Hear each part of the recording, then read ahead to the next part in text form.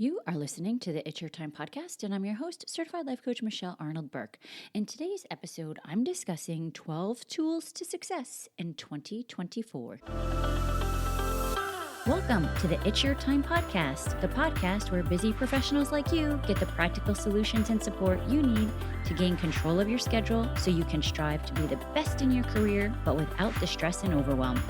If you're looking to increase your energy and decrease your stress, you are in the right place.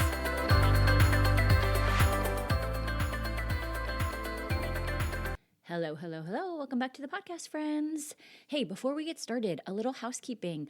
I want to give you a quick heads up because January is mentoring month, and we are going to have a special week for you at the end of the month where I have had the privilege of sharing conversations with a variety of folks from leadership positions at Medtronic, talking about ways that you can embrace mentoring and what it could look like in different situations. It has been so much fun, and I want to make sure you have it on your radar.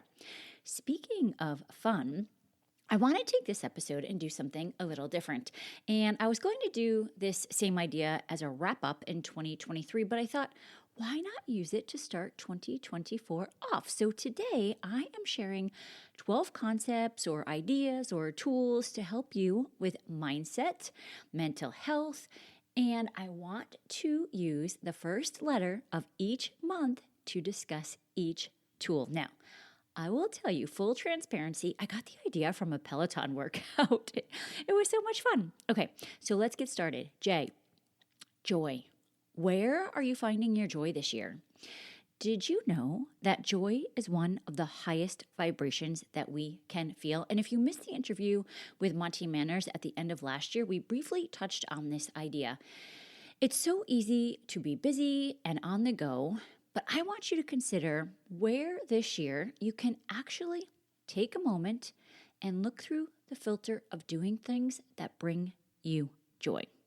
Okay, next up, F. Feelings.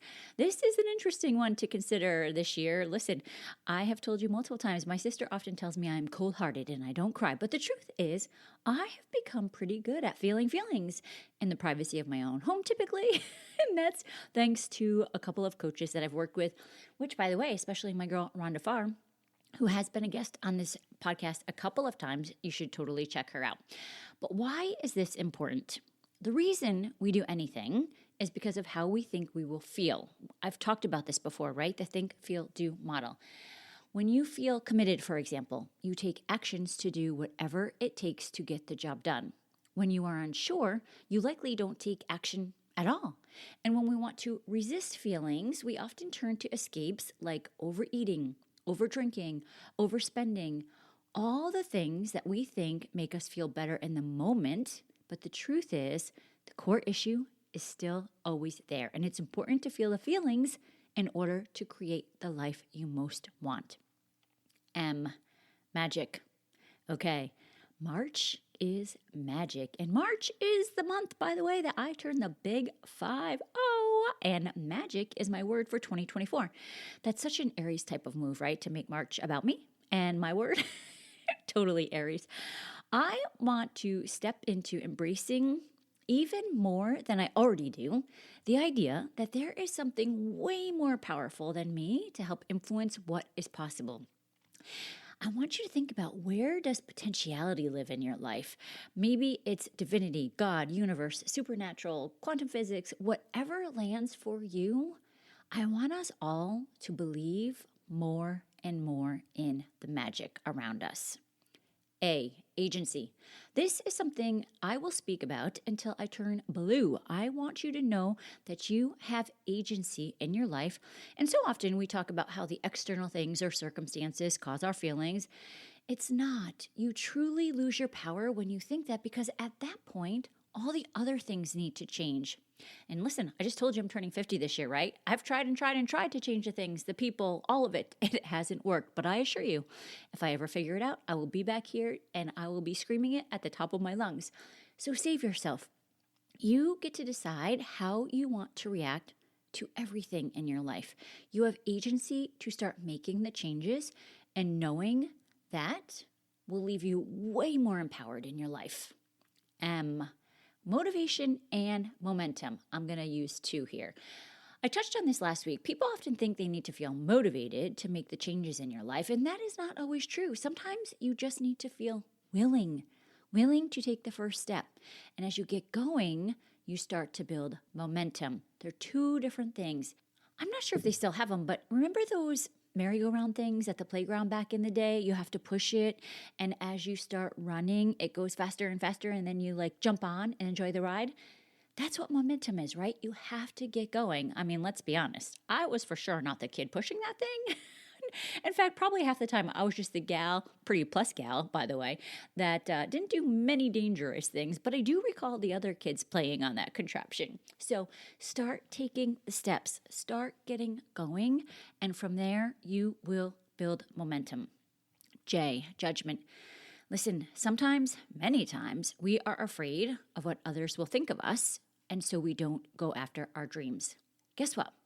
We all judge. You judge, I judge, others judge. It's a bit of human nature. And so what?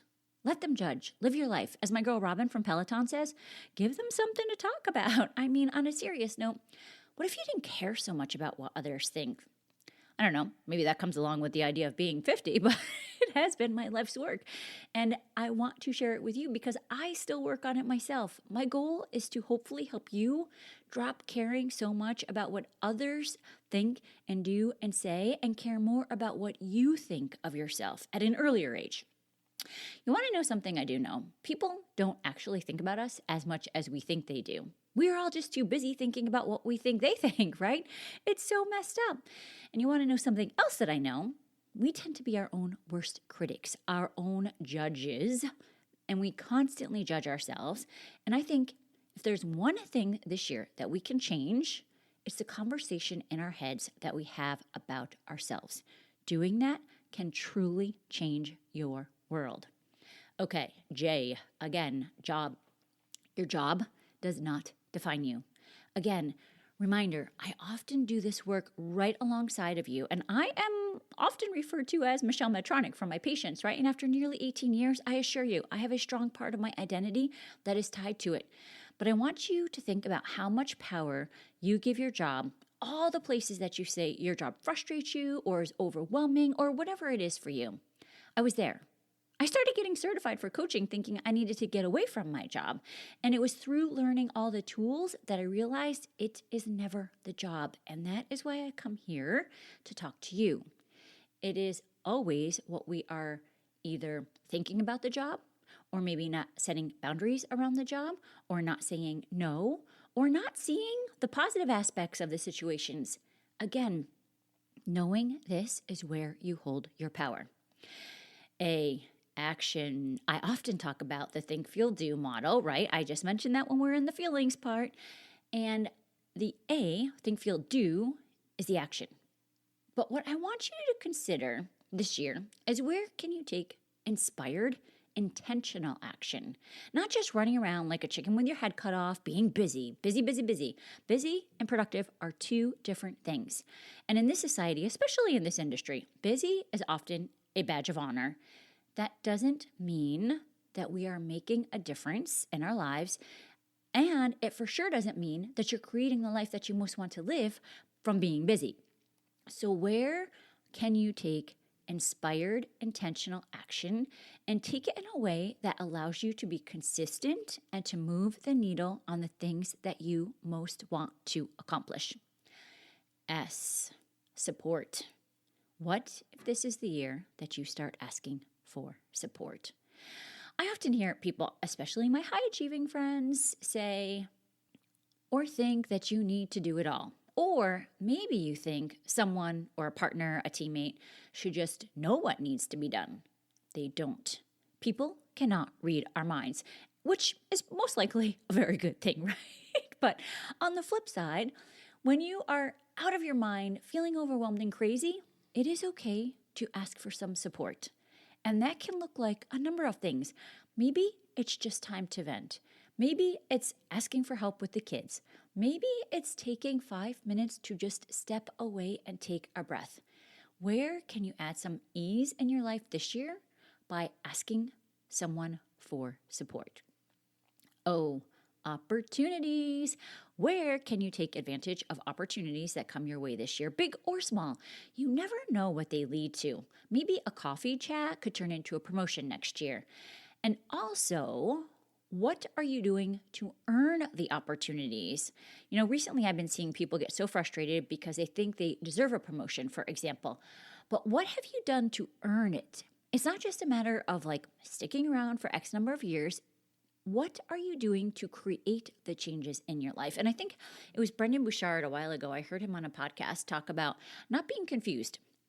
Everyone is worthy, right? You're human, you're living, you're here, you're breathing. We are all worthy, but not everyone deserves all the same things. So when you are going after the opportunities, be clear in the discussions of what you have done and be sure to take advantage of any opportunities that come your way.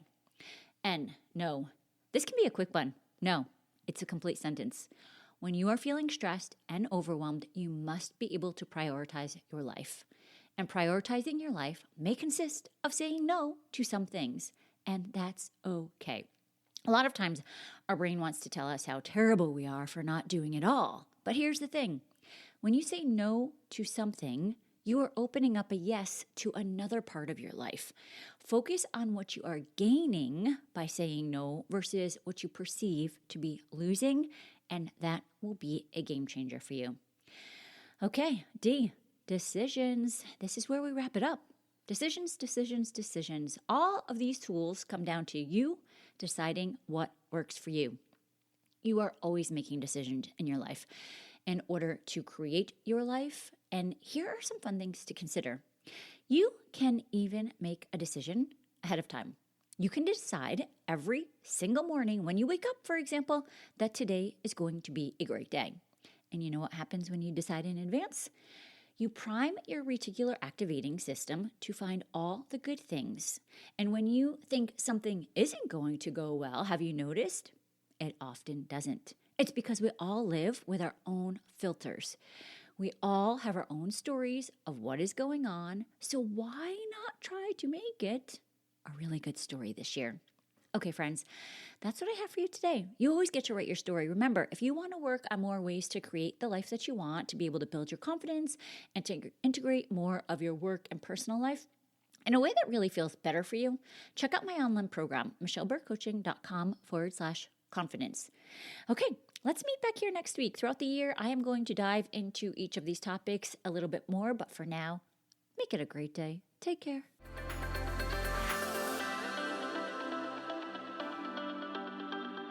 Did you know you can take this work to a deeper level with me one-on-one? Go to michelleburkecoaching.com and click on Get Started to begin.